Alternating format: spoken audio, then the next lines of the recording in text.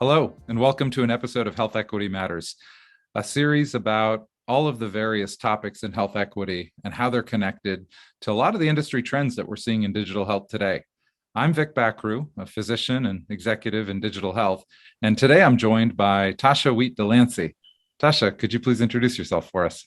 My name is Tasha Wheatt-Delancy. I'm really excited to be here to have this conversation with you, Vik. Health equity is near and dear to my heart.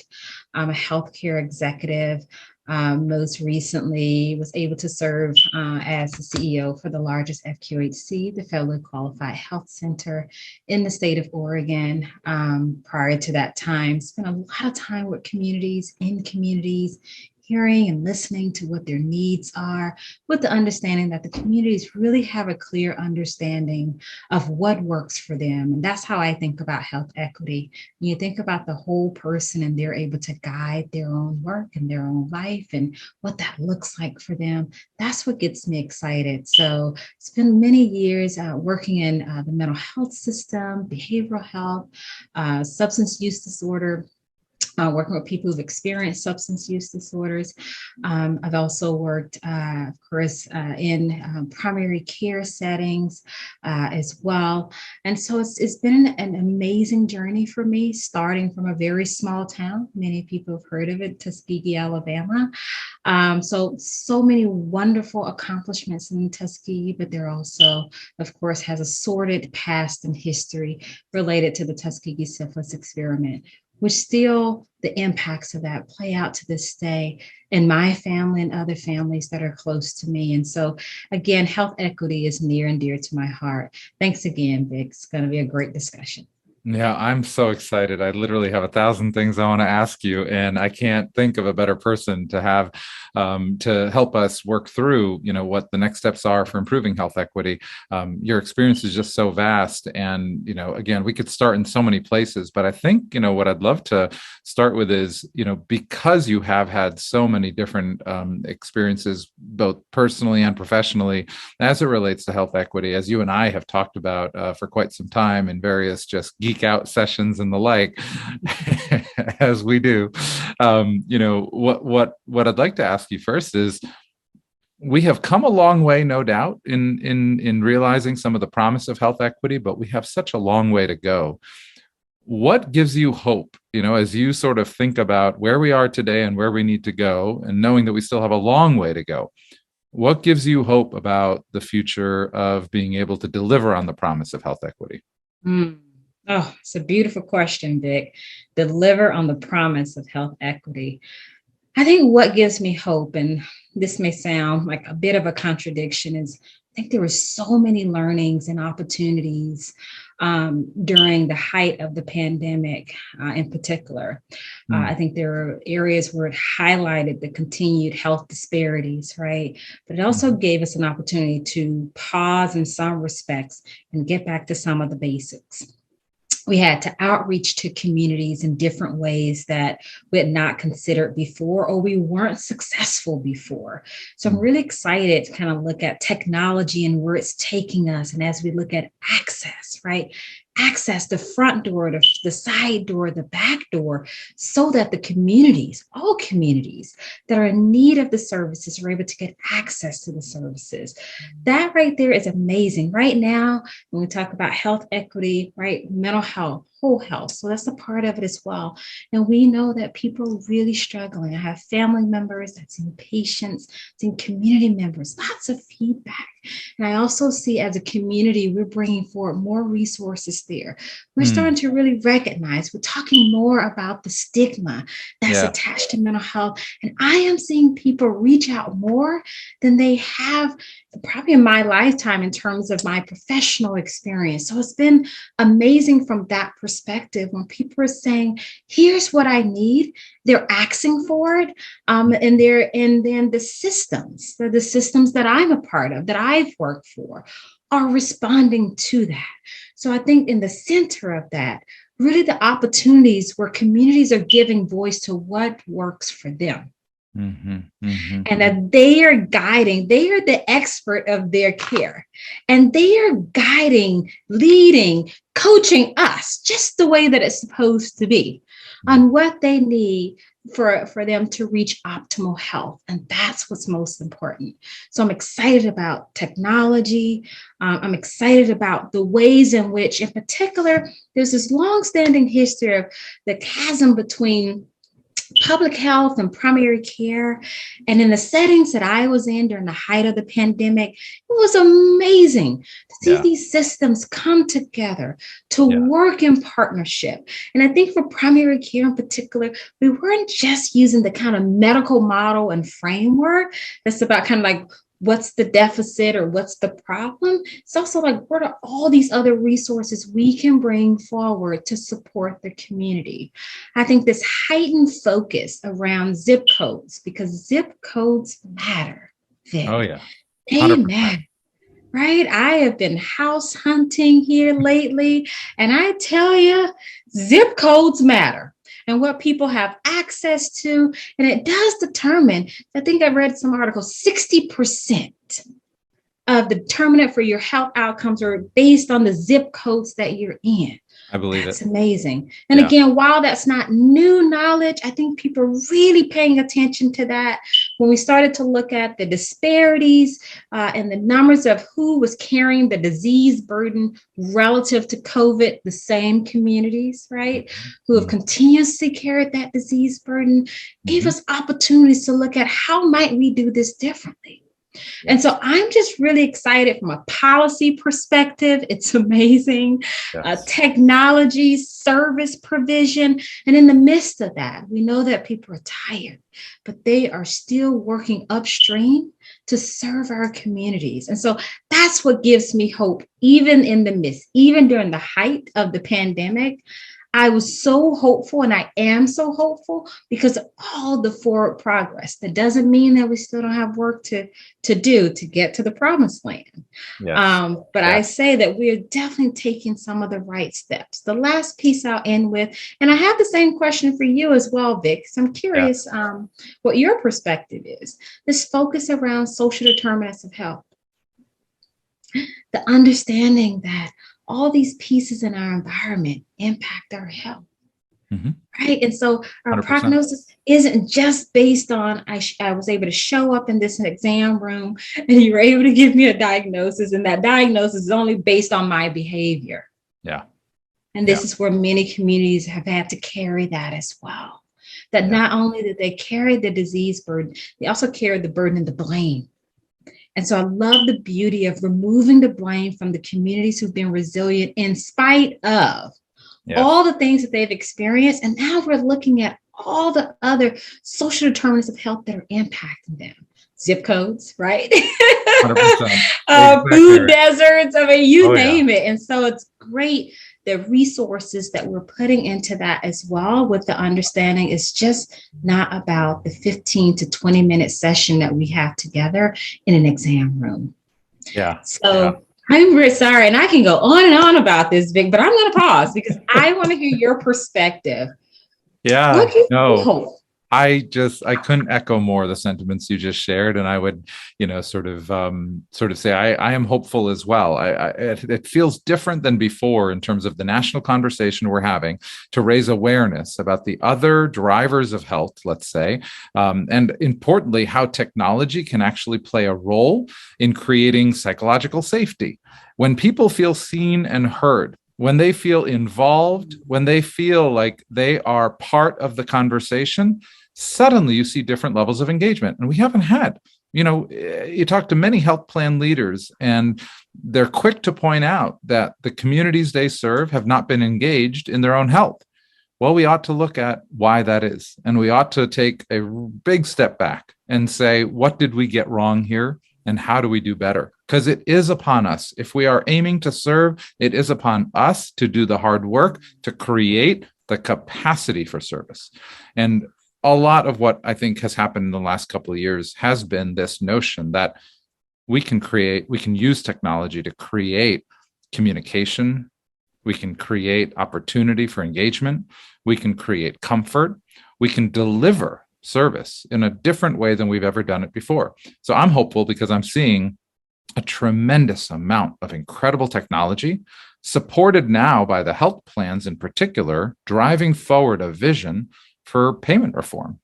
We finally will, hopefully, in the next few years, a lot of the vision that we saw in the Obama administration and even before that toward the Affordable Care Act and some of the laws that were passed that, CMMI and agencies put together their hopes and dreams of what aligned incentives could be like. Well, more than a decade later, we're finally seeing adoption in just inspiring ways, right? And I think the connection between health equity and value-based care and technology is such an important one. And you and I, in our preview for this session today, touched a little bit on workforce burnout. And so I'm going to throw it back to you and ask, how does the technology and the value-based care component of health equity, how does that tie back to the workforce burnout? You led one of the largest FQs in the country. You had to have encountered, I imagine, some of the workforce burnout issues that we see thankfully talked about to raise awareness now more than ever before. What was going on? What was part of that equation for you? Yeah, no, that's a great question. And it's still very real in terms of workforce burnout. When I think about it, it really comes from a couple different spaces. I think technology creates opportunities. Yeah. And also sometimes it creates additional work. Some of the things that I've heard, particularly from our providers or clinicians, the clinical teams, are the additional clicks, right? And so, sometimes they're like, wait a minute, this new technology is amazing. And yet it's one additional thing. How might we be more efficient in our work? How might we streamline it? Because I think at the very core, at least as I've listened to providers and clinical team members, the core space of where they want to get back to and be centered on is around the joy in the work. Yeah. 100%. And centering on the joy, because all of them make choices to be here and to work in these spaces so that they could be of service to the community. And I think some of the burnout, the fatigue is really tied to, there's so many system pieces that they're having to track along with the complexity of the people that they are serving and not always understanding that complexity, right? Yeah. So there's sometimes this dual process that's happening. Around how to look at health equity in terms of the communities that they serve, but also health equity from their own personal perspective. Absolutely. And so when your cup, right, is no longer filled in the joy, it's hard to find the joy, right? Which does tie into how you look at health equity from your own personal framework. And how might you be focused on that for the people that you serve? And so again, these wonderful people come into our system to be of service to the communities who have the greatest need. Yes. And yet, I think the payment reform piece is amazing. And I think many providers are excited about that. And yet there are places where we're in transition phase, right? Oh, yeah. So you're still working on the old as you're trying to adopt to the new. Yes. And sitting in the center of that are the people that you serve every day. And I do truly believe, I think once we can turn the corner, and fully be able to focus on value-based pay and value-based contracts, is less of the clicks for the providers. I use those words because those are the very terms that I've heard from providers. No more clicks. Reduce the number of clicks that we have. We want to spend more time with the people that we serve. And I do believe once we have more efficiencies, we have a little less requirements on their time, and it allows them to have more of a connection with the people that they serve, both providers and the clinical teams. That is why people show up every day. Yeah. During the height of the pandemic, when they were worried about their own personal safety and welfare and that of their families, they made sacrifices and showed up anyway for people who needed those services. Yeah. right? Talk about heroes. And 100%. yet, right? I think again, when we're able to turn the corner and really have a key and core focus on value-based contracts and the opportunities that are created there Yeah. versus kind of sometimes these in-between places of phasing out of one and into another. It's a Yeah. pretty big lift for our clinical teams. And so I think they're loving the focus on social determinants of health, Yeah. being able to fully focus on all the whole person, Yeah. on all the pieces related to their patients. I think team-based care is Yeah. amazing, right? And so you have all these colleagues around you with their level of specialty and expertise, and Absolutely. recognizing that our payment system is now starting to also validate the importance of that. And Yeah. so that they're, particularly for the providers, that everything isn't on their shoulder. And I think this is what value-based pay brings forward, is opportunities in the horizon for Yeah. our provider and our provider teams. They can share in the wealth as well as the expertise of their colleagues to Yeah. be able to fully serve the communities that they're there to serve. I'm curious, though, Vik, for you, kind of where you see the connection between value-based contracts and health equity. Yeah, no, I mean, I think that everything you just said is so important to consider, because as we think through how do we leverage this moment in time to realize the opportunity to improve health equity, it's about all of the various barriers and contributing factors that if we don't solve along the way, to your exact point, we'll never get our workforce to be able to support the realization of that goal of health equity.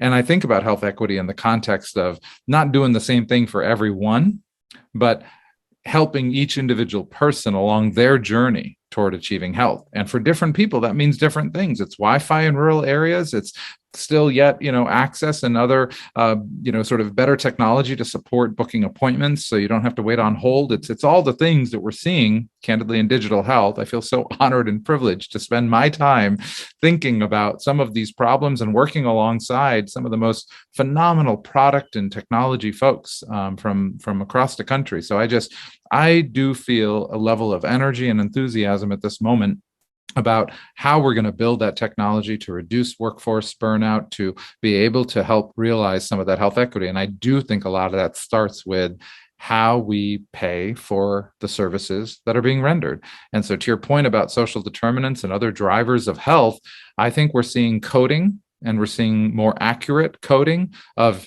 the opportunity to solve. We're seeing more tools in that social determinants realm that can be deployed by our frontline providers to help realize the promise of health equity.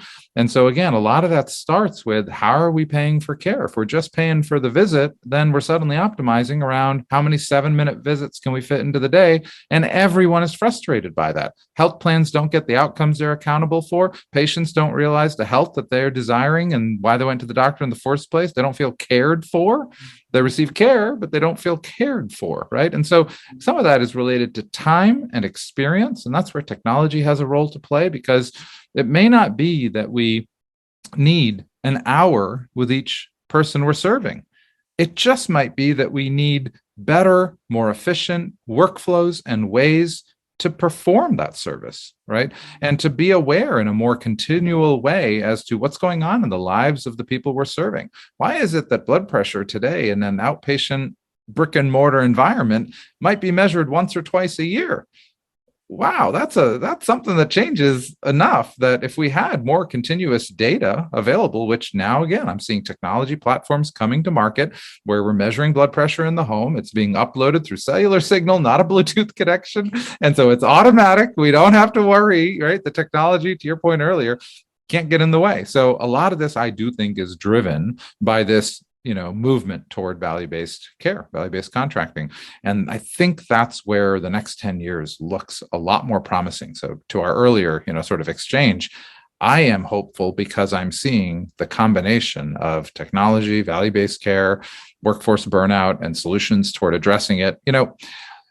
Veterans coming back from war have high rates of PTSD. And a recent study actually showed that our frontline clinical force in the US in particular, the study, I'm sure it's broader than the US, but this study was focused, I believe, on folks in the US who are on the front lines, have higher rates of PTSD coming out of the pandemic than veterans returning from war. We've got to stop and pay attention as an ecosystem to an exodus of amazingly gifted and talented people who, through no fault of their own, just can't do it another day. Yeah. And thankfully, we have now tools that we can deploy. So the question is, where are the brave leaders like yourself in our ecosystem who are going to put those tools to use and incorporate innovation and adopt this mindset of a progressive attitude toward achieving health equity? Because I think everything we do should be about reaching that endpoint, that destination. So I don't know, a little rambling there, but really, inspired by what you shared, actually.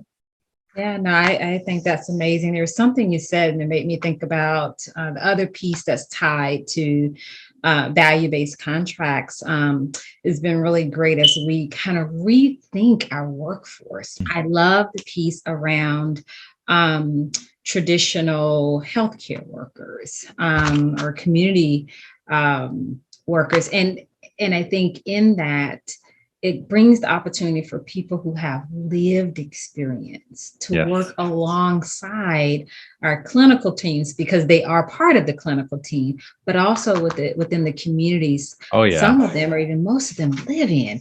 And I tell you, that is amazing, right? Absolutely. To be able to show up and you have someone that understands your community, wherever that community is, and it's able to engage you in your community and have an awareness about that.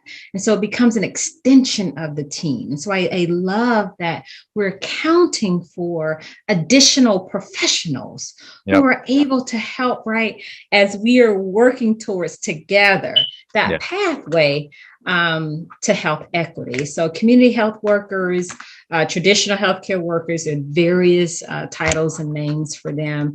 We've used community health workers in the center that I work with, and just amazing work. And so I think that's equally important, where kind of the old framework was more about, again, provider, patient, here's our time period together and go and be well. And that doesn't mean that is what the provider said, just to be clear, but understood that there just weren't a ton of resources, and the payment structure didn't really allow for all these additional resources and creativity in terms of how we look at service provision to the communities that we serve. So I just wanted to make me think about that. And I think as we expand our workforce to various types of professionals on our team, again, I think that will help to continue to lift the burden, particularly off of our providers who it's a lot right now.